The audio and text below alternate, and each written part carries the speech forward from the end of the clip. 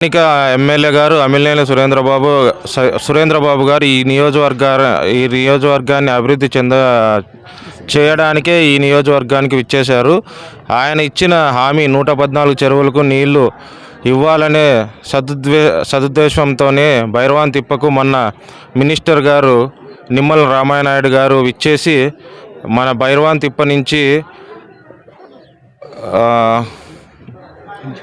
జీడిపల్లి నుంచి భైరవాన్ తిప్పకు కాలువ ఎలా నిర్మాణం చేయాలో దాని గురించి మన నిమ్మల రామానాయుడు గారు భైరవాన్ తిప్ప డిపిఆర్ను విడుదల చేశారు. ఈ విధంగా ఖచ్చితంగా 114 చెరువులకి అమిలినేని సురేంద్రబాబు గారు ఆయన ఎలక్షన్లో ఇచ్చిన హామీని ఖచ్చితంగా నెరవేరుస్తారని, అదేవిధంగా నిరుద్యోగ యువతులకు ఉద్యోగ అవకాశాలు కల్పిస్తానని హామీ ఇచ్చారు. ఆ విధంగానే ఆయన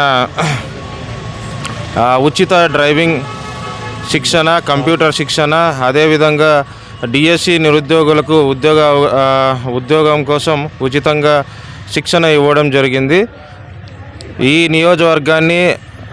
నియోజకవర్గ ప్రజలకు అమిలినేని సురేంద్రబాబు గారు ఒక వరం.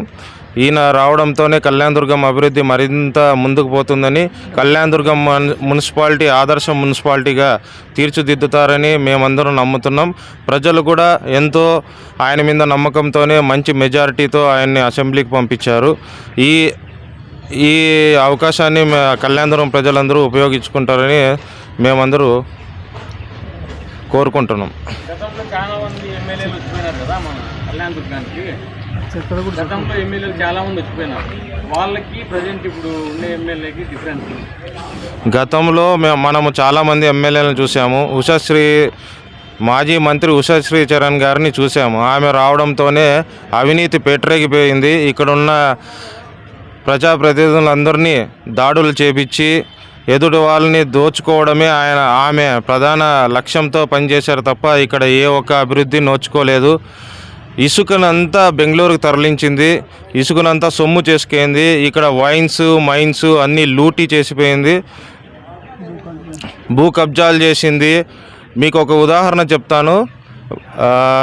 మన గూన్పల్లి రోడ్లో, బళ్ళారి రోడ్లో ఒక లేఅవుట్ వేశారు. కనీసం 5 లక్షలు విలువ చేయని ఆ భూమిని 25 లక్షలతో గవర్నమెంట్ కొనేలా చేసింది ఆమె.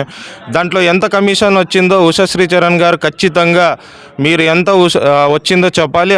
అదేవిధంగా ఇక్కడ మా ప్రజాప్రతినిధులంతా ఒకటే కోరుకుంటున్నారు, ఆమె మీద ఖచ్చితంగా ఎంక్వైరీ వేసి ఆ భూమిలో ఇక్కడ తీసుకున్న హౌసింగ్ పట్టాల మీద సమగ్రంగా విచారణ చేసి ఆమె అవినీతిని అంతా ఎండగట్టాలి.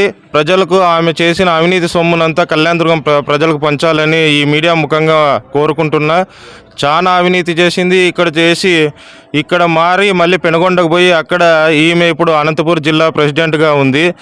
ఏ ఒక్క ప్రజలు ఈమె మీద విశ్వాసం లేదు. ఇక్కడ ఉన్న సంపద అంతా బెంగళూరులో పెట్టుకుంటుంది. తర్వాత బెంగళూరులో కంటెస్ట్ చేయాలా అనే అవకాశం ఉంది. సో ప్రజలందరూ ఒకటే, ఇలాంటి ప్రజాప్రతినిధులని, వీళ్ళ ప్రజాప్రతినిధులు కాదు, వ్యాపారస్తులు. కేవలం వ్యాపారం కోసమే ఇక్కడికి వచ్చినారు. పెట్టుబడి పెట్టింది ఇక్కడున్న ల్యాండ్, మైన్స్ లూటీ చేసుకొని ప్రజలందరినీ చాలా ఇబ్బందులు గురి చేస్తుంది. ఎక్కడికన్నా రాని ఆమె, పెనుగొండకు రాని, లేకుంటే ఆంధ్రప్రదేశ్లో ఏ నియోజకవర్గాలలో అయినా నిలబడిని ఈమె చేసే పని ఒకటే, లూటీ, ప్రజలను భయపడేయడం, బెదిరించడం, దోపిడీ చేయడం. ఈ 3 తప్ప ఆమెకి ఏమీ రావు. ప్రజలు కూడా అన్నీ గమనించండి. ఇలాంటి ప్రజాప్రతినిధులను ఖచ్చితంగా ఓడించండి.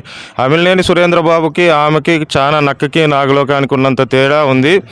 అమిలినేని సురేంద్రబాబు గారు వస్తూనే ఆయన సొంత నిధులతో, మీరందరూ చూశారు, యువకుల కోసం క్రికెట్ టోర్నమెంట్ పెట్టారు, డిఎస్సి కోచింగ్ ఇస్తున్నారు. డిఎస్సి కోచింగ్తో పాటు మధ్యాహ్నం భోజనము, వాళ్ళ చిన్న పిల్లలు ఉంటే వాళ్ళకు ఉచితంగా పాలు పంపిణీ చేయడం, ఆయన చేస్తున్న సేవా కార్యక్రమం వర్ణాతీతం.